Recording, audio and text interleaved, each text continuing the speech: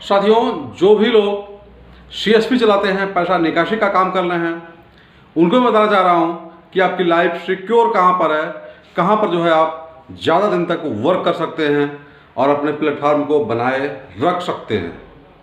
क्योंकि साथियों, मार्केट में बहुत सारी कंपनियां हैं और बहुत सारे बैंक हैं जो सीएसपी दे रहे हैं, लेकिन ये लोग युवाओं का भविष्य भी खराब कर रहे हैं।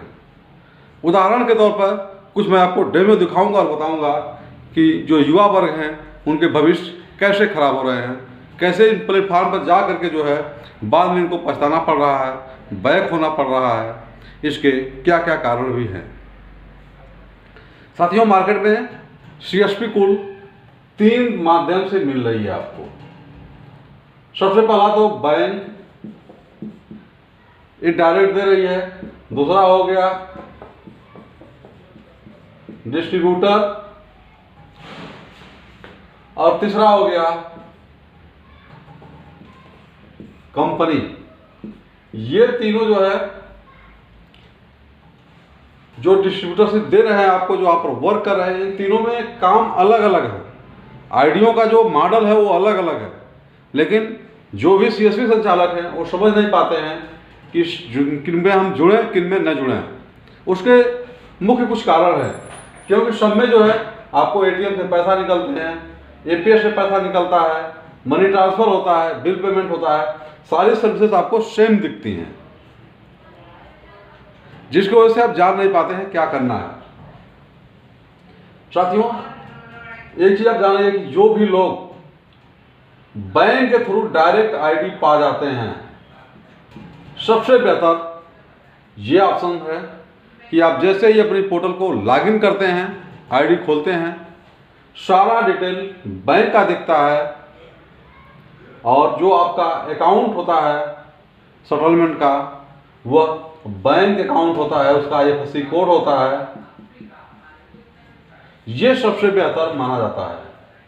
दूसरे में जो है जो डिस्ट्रीब्यूटर के थ्रू जाते हैं, कुछ डिस्ट्रीब्यूटर जो बैंक के डिस्ट्रीब्यूटर हैं, उनमें भी ये सारी सुविधाएं होती हैं जो लोग यहां से डिस्ट्रीब्यूटरशिप लिए हुए हैं बैंक से डायरेक्ट।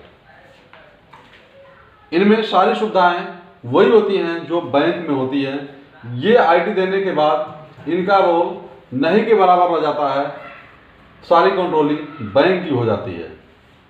वहीं कंपनी, जो डिस्ट्रीब्यूटर कंपनी के हैं, कंपनी भी डिस्ट्रीब्यूटर बनाती है, उनके माध्यम से आप आईडी लेते हैं, तो नुकसान आपका क्या हो जाता है, कंपनी जो है आपको एक वॉलेट देती है। इस वॉलेट का मतलब सिर्फ और सिर्फ कंपनी और आपके बीच में एक समझौता है, एक बटुआ है।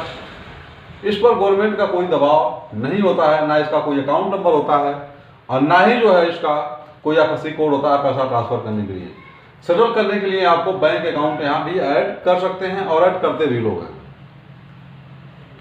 तो यहाँ पर वॉलेट वाले जितने भी ऑप्शंस हैं, उससे अगर आप जुड़े हुए हैं तो आप कहीं ना कहीं एक तरह से उतने सिक्योर और उतने बेहतर नहीं है जितना कि आप बैंक से हैं। तो ये 2 पार्ट है, मैंने बता दिया इसको कि अगर आप कंपनी के थ्रू हैं तो आपको वॉलेट मिलेगा, यहीं आप बैंक से डिस्ट्रीब्यूटरशिप अगर लिए हैं तो आपको आईएफएससी कोड मिलेगा, अकाउंट मिलेगा। अब आगे चलते हैं। इसके आगे जब हम लोग काम करते हैं, जिनकी भी आईडी बैंक के थ्रू होती है, इनके ट्रांजैक्शन नहीं के बराबर फंसते हैं, सारे ट्रांजैक्शन सफल होते हैं। अगर किसी का सर्वर डाउन होता है तो उसे लिंक से पहले ही हटा दिया जाता है। वही काम बैंक के थ्रू जो लोग डिस्ट्रीब्यूटरशिप लिए हुए हैं उनसे आप आईडी लेते हैं, वहां पर भी जो है आपको पैसा नहीं फंसने के बराबर चांसेस होते हैं। जबकि जो कंपनी के होते हैं, वॉलेट होते हैं, इनको जानकारी लेट से मिलती है, क्योंकि ये डायरेक्ट बैंक नहीं है, इनको लेट से जानकारी होती है, तब तक बहुत सारा पैसा यहाँ पर फंस चुका होता है। अक्सर आप देखते हैं जब जब पीएम मोदी वाला पैसा आता है, पीएम किसान वाला, तब तक सर्वर डाउन होता है और उस समय ज़्यादा से ज़्यादा ट्रांजेक्शन जो है कंपनी वालों का फंसता है और वॉलेट वालों का पैसा कम फंसता है। इसके अलावा अगर आपका परफॉर्मेंस बेहतर है, चीज़ें अच्छी हैं, तो आपको बैंक से डायरेक्ट सपोर्ट मिलते हैं। पोस्टर, बैनर या जो भी चीज़ें हैं वो डायरेक्ट मिलती हैं आपको, और आपका एक तरह से पैन कार्ड इसमें लगा हुआ है तो सिविल पर भी आपको यहाँ पर लाभ मिलता है टर्नओवर का, क्योंकि यहाँ पर लोन, मर्चेंट लोन भी काफ़ी ऑप्शन बैंकों में होता है। यानी कि उदाहरण के तौर पर आपने मर्चेंट की VCID लिया हुआ है और आपका ट्रांजेक्शन अच्छा है, तो आपको 50,000 या 1,00,000 रुपया आपको पर डे मिल जाता है काम करने के लिए, शाम को जमा कर दीजिए। इस टाइप के भी ऑप्शन बैंकों में होते हैं, जबकि ये काम चिट फंड कंपनियों में नहीं होती हैं। यहाँ भी आपका नुकसान हो जाता है। इसके अलावा अगर हम बात करें कि आने वाले समय में जो लोग अकाउंट ओपनिंग नहीं करते हैं, उनके पास परमानेंट कस्टमर नहीं रह जाते हैं, उनके पास केवल कोई कभी आया, वही सुविधा उनको कहीं और मिल गई, वहाँ चला गया, वही ग्राहक कहीं और चला गया, तो उनके पास परमानेंट ग्राहक नहीं होते हैं।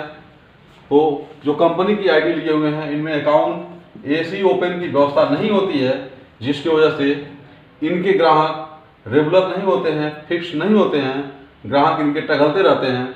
जबकि जो लोग बैंक की ID लिए हुए हैं या बैंक के डिस्ट्रीब्यूटरशिप से आती ID लिए हुए हैं, इनके कस्टमर फिक्स होते हैं और इनका जो है भविष्य कंपनी वाली ID की अपेक्षा ज़्यादा बेहतर होता है।